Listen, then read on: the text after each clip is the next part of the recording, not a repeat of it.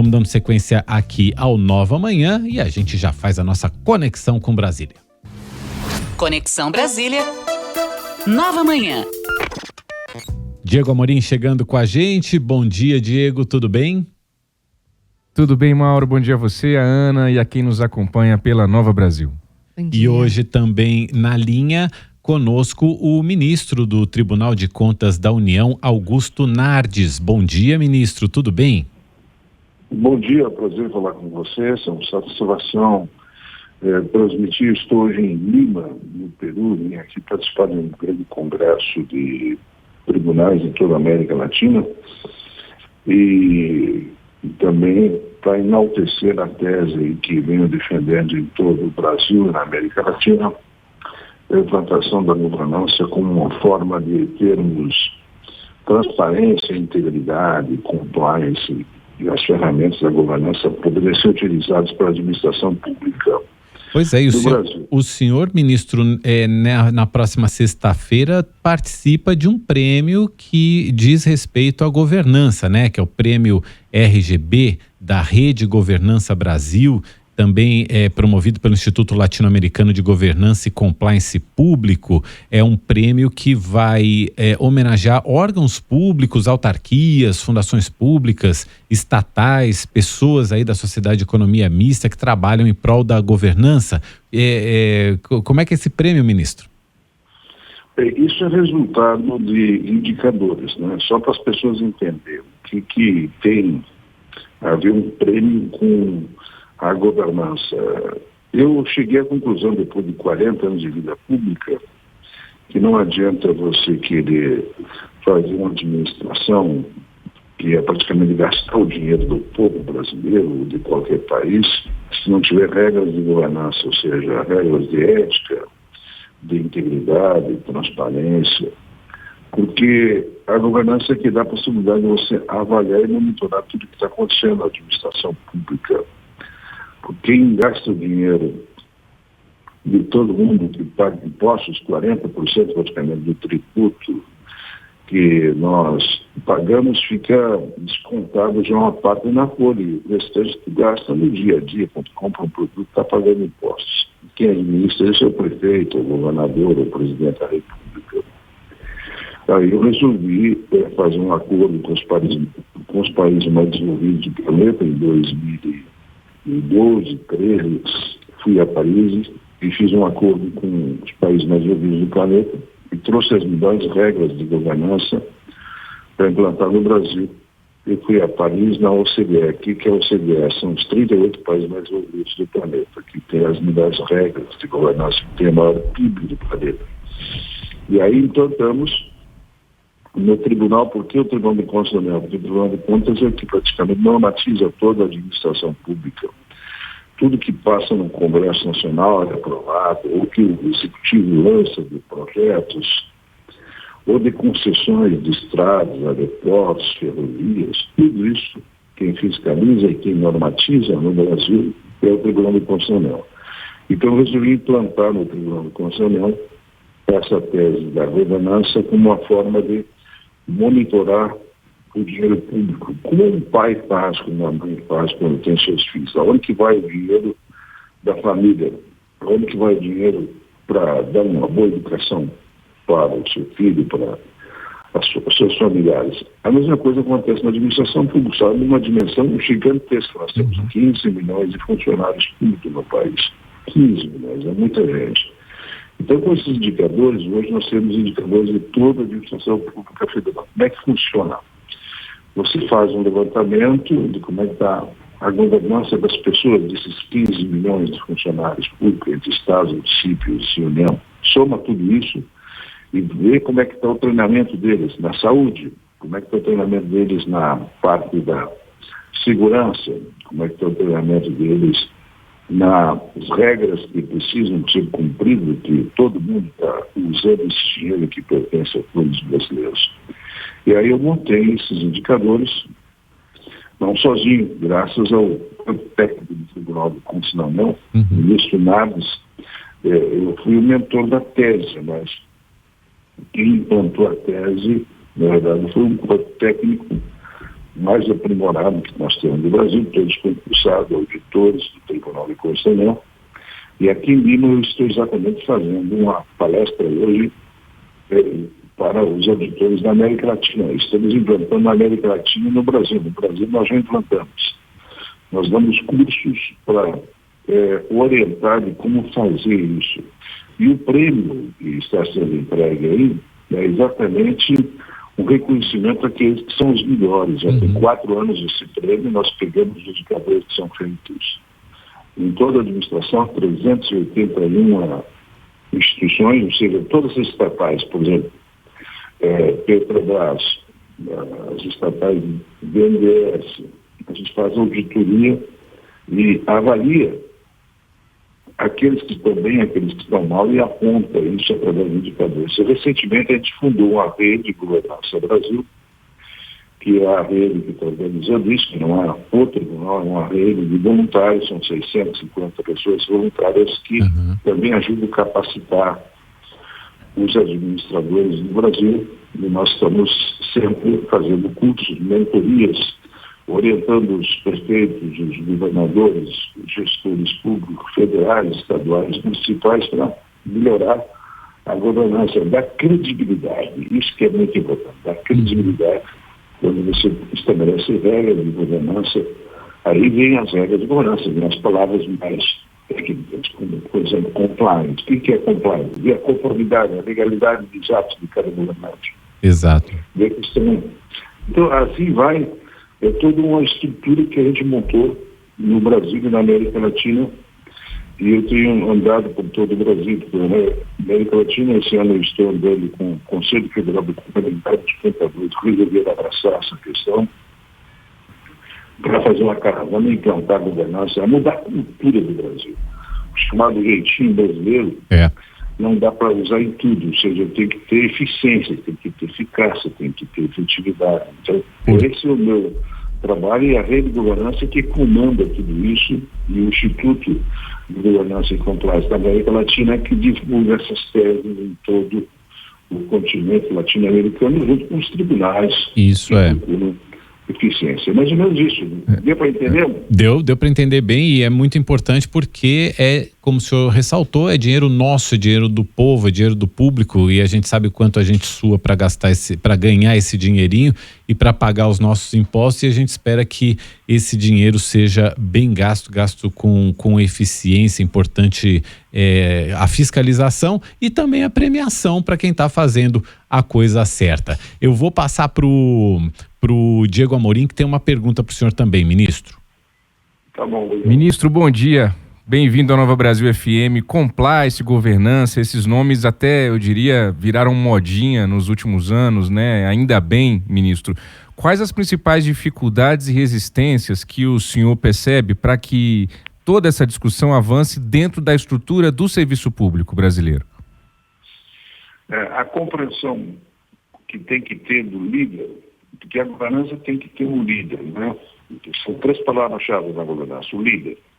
O Diego Amorim é líder no seu trabalho. O Leonardo são líderes que trabalham, cada um são pessoas que têm uma capacidade de liderar. Muitas vezes um governador, um prefeito, um presidente da República não sabe muito bem o papel do líder. O líder, ele direciona. Quando o presidente da República, o prefeito, o governador fala, ele está direcionando. Ele está dando uma direção. Mas não adianta somente dar direção. Tem que avaliar e monitorar o tempo todo, que envolve bilhões de reais. Só as compras no Brasil, para ter uma dimensão assim, dos valores, é 1,3 trilhões de compra que nós temos por todo o Estado brasileiro, ou seja, o Estado municipal. Nós conseguimos implantar o relator dessa lei, que estabelece que agora tem que ter governança nas compras, porque é muito dinheiro, 1,3 trilhões. O nosso PIB passa de 10 trilhões. Então, boa parte são feitas compras, e sem organização, sem uma lei, a lei vai até o final desse ano para ser implantar a nova lei, que é a 14.133, ela tem que ter regras de governança.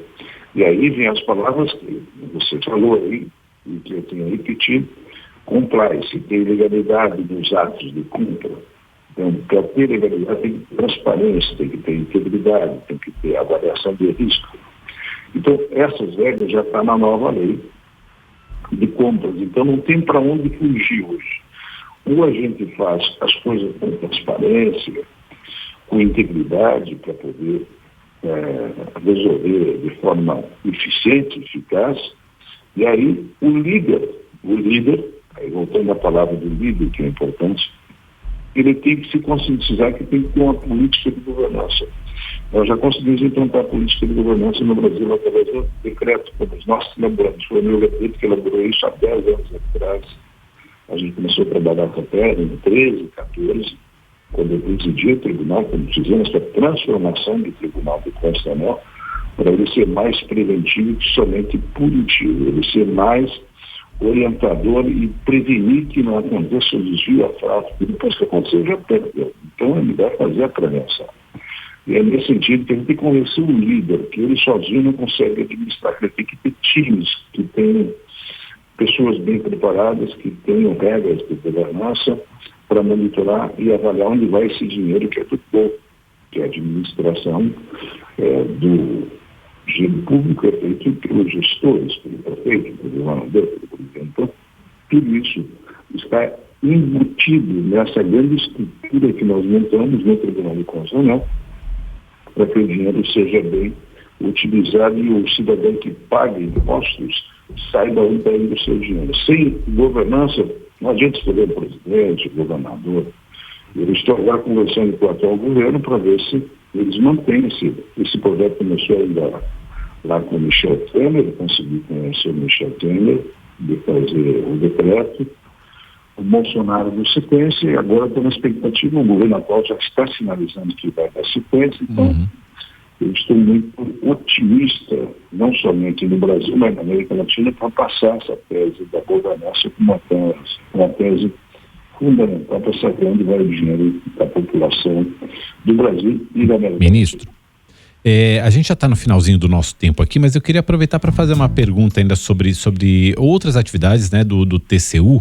O senhor é relator dos casos das joias dadas pelo governo saudita ao ex-presidente Jair Bolsonaro, e o senhor também relata presentes recebidos pelo atual presidente Lula, recebidos neste ano. Em que ponto que estão esses relatórios, ministro? Eu sou relator das joias de Bolsonaro, da Dilma e do Lula. Depois que aconteceu essa divulgação das joias que o Bolsonaro recebeu, surgiu por parte do Congresso também demanda de auditorias nas joias do presidente Lula e da presidente Dilma. Então, baseado nisso, foi aberta essa auditoria e enquanto eu não receber os demais, seja a lei do Bolsonaro e da Dilma e do presidente Lula, eu não vou me manifestar, porque quando eu fizer o voto, vai ser uma normatização para toda a administração pública. Mas já tem, só para saber, já tem alguma previsão de quando o senhor pretende revelar esse relatório? Eu acho que esse ano, como chegaram essas demandas de auditoria nas joias da presidente Dilma e do Lula, eu acho que esse ano a gente não consegue ainda terminar, porque é coisa comum, só para deixar bem claro, em relação às joias, é coisa comum um presidente estar viajando e visitando um país receber mimos, presentes, né, com decorações em qualquer país. Há uma troca, isso faz parte de um protocolo, uma praxe, né? O presidente leva sempre alguma coisa que representa o país e recebe também a mesma coisa. Alguns países dão joias que são mais valiosas. O que está definido que é personalíssimo, é claro que depende do valor, pode ficar com o presidente que recebe, quando é um relógio, por exemplo, alguma coisa que é muito pessoal, personalíssimo. Isso está definido. Agora, o problema é que tem acervos que são coisas muito mais representativas. E aí, se tem um valor estimado alto, nós temos que avaliar. Mas é um presente que ele está recebendo, não é nada roubado, né? É um presente. Então, toda essa notícia que saiu em torno dos presidentes da República tem que ser levado em consideração quem está recebendo o projeto. E só para entender, ministro, esse relatório do senhor deve então normatizar aquilo que é possível que a pessoa do presidente fique com aquele bem e aquilo que deve ser destinado ao acervo do governo, é isso? Deve sair aí, desse relatório sai uma norma. Acervo da Presidência da República, né? O acervo da Presidência da República, algumas coisas estão sendo direcionadas e vão para o acervo que pode ser direcionado. Entendo. Não tinha uma jurisprudência, né, nesse sentido. E é por isso que eu estou aguardando todas as informações para mim tomar uma decisão legal, porque eles tomam uma decisão sempre de forma coletiva. São 9 ministros eleitos pelo Congresso, nós não somos indicados politicamente, né? Nós somos diferentes do Supremo. Os Supremos são indicados pelo presidente, nós somos eleitos pela Câmara e pelo Senado. Isso. É bem diferente do Tribunal de Constituição na sua indicação, é uma votação secreta. Então, os deputados, os senadores escolhem com votação secreta os indicados pelos diversos partidos, pode ser, qualquer cidadão pode ser. 7h17, nós estamos conversando com o ministro Augusto Nardes, do TCU. Ministro, só para a gente concluir, aproveitando que o senhor citou aí ministros do Supremo, a gente teve a indicação nesta semana do Flávio Dino, atual ministro da Justiça e da Segurança Pública, para uma vaga no Supremo Tribunal Federal, e após a confirmação dessa indicação, se gerou toda uma discussão em torno do fato dele ser um ser político ou um ser técnico, né? E o senhor, ministro Augusto Nardes, antes de chegar ao TCU, o senhor também teve uma trajetória política muito grande, foi vereador, foi deputado estadual, foi deputado federal, filiado ao PP. É óbvio que eu não estou aqui comparando o TCU com o STF, ministro, mas o senhor concorda com essa discussão e esse estranhamento que há entre esses dois mundos, entre um ser político e um ser técnico aqui em Brasília? É um mundo diferente. O Tribunal Constitucional é muito técnico, porque nós temos 1.500 auditores que são concursados e quem dá o parecer inicial para as nossas decisões são equipes técnicas. Já no Supremo, é o gabinete do ministro A, B ou C, então é diferente a formatação do Tribunal de Contas e a formatação do Supremo. Não que não tenhamos gente capacitada e bem preparada tecnicamente no Supremo. Mas o Tribunal tem toda uma hierarquia bem estabelecida. O auditor, o diretor, o secretário dão um parecer para depois ir para o ministro fazer um voto. E aí, se ele é discordado do parecer, ele tem que contestar aquele parecer e aí vai para o Ministério Público. Então o Tribunal tem uma série de freios e contra-freios para que saia uma decisão mais técnica possível. Agora, quanto à vida pública, todos passam. No caso, o ministro Dino foi juiz, então ele já tem uma formação baseada nisso. Eu, no meu caso, trabalhei como contador e também tenho formação em economia e administração, e também fiz direito. Então, todos têm uma formatação diferente. Agora, eu acho que a escolha do TCU é mais democrática, sem querer criticar a forma como é escolhido os membros do Supremo Tribunal Federal, mas fica a critério do Congresso tomar essas decisões de como encaminhar isso. O senhor acha, então, que o caso da escolha do TCU é mais democrática? Eu queria que o senhor explicasse, ministro, porque também no caso dos ministros do Supremo, eles passam também por uma aprovação no Senado, né?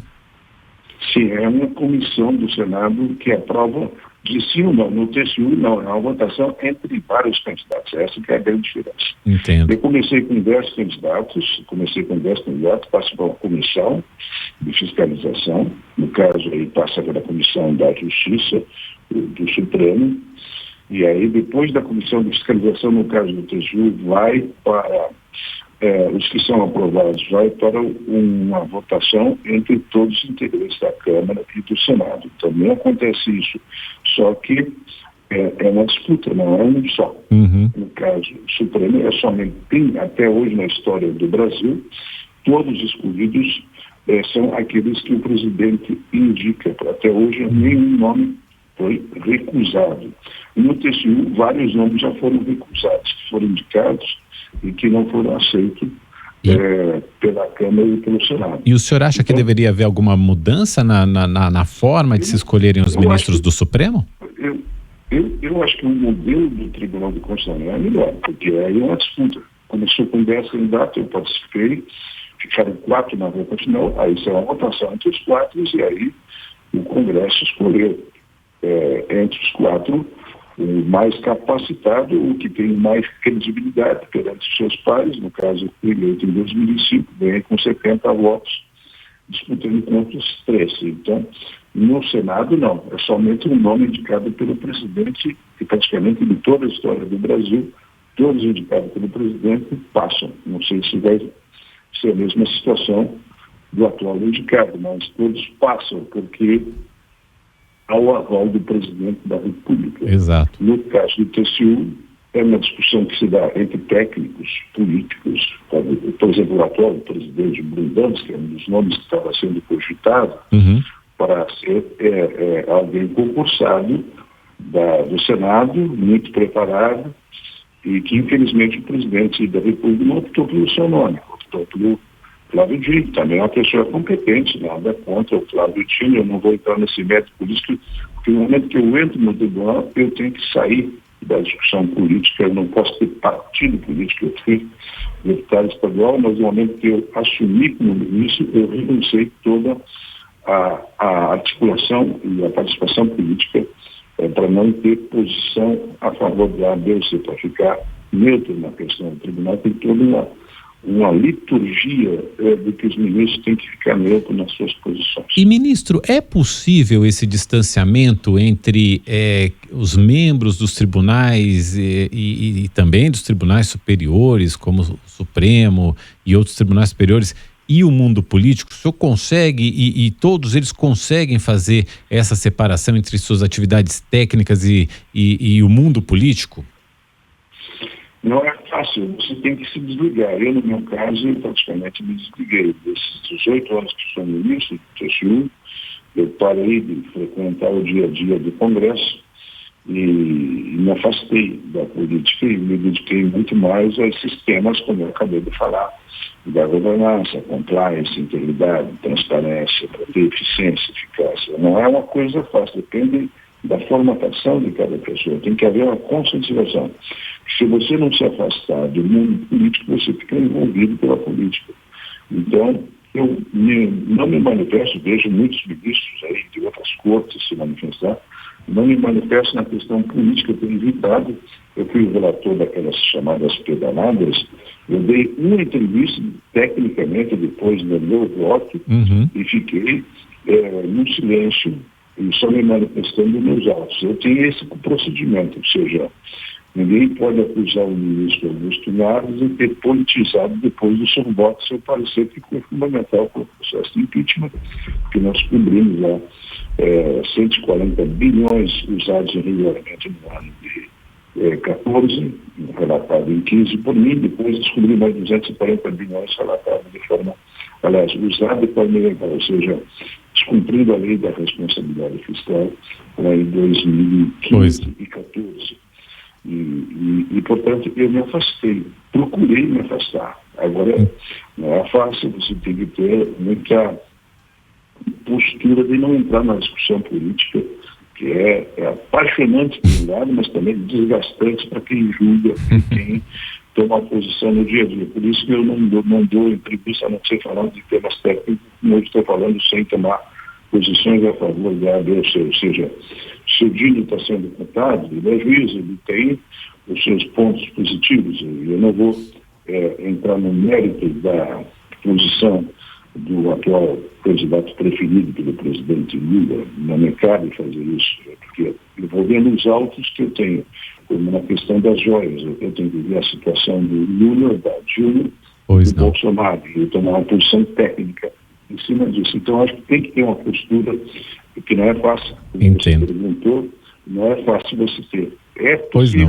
se distanciar, mas tem que ter uma certa série de vontades pessoais e não se envolver no dia a dia da política, que é muito apaixonante. A gente agradece muito ao ministro do Tribunal de Contas da União, Augusto Nardes, por ter disponibilizado esse tempo para conversar aqui com a gente. Ministro, muito obrigado. Volte sempre ao Nova Manhã. Ok, bom dia a todos. Diego, bom dia para você também. Até amanhã. Valeu, Mauro. Só fazer uma observação. O ministro disse que nunca na história o Senado rejeitou algum candidato ao Supremo. Tem uma exceção, que é muito conhecida. Em 1894, o indicado pelo Marechal Floriano Peixoto, Barata Ribeiro, foi rejeitado pelo Senado, virou nome de rua em Copacabana, no Rio de Janeiro. É isso aí.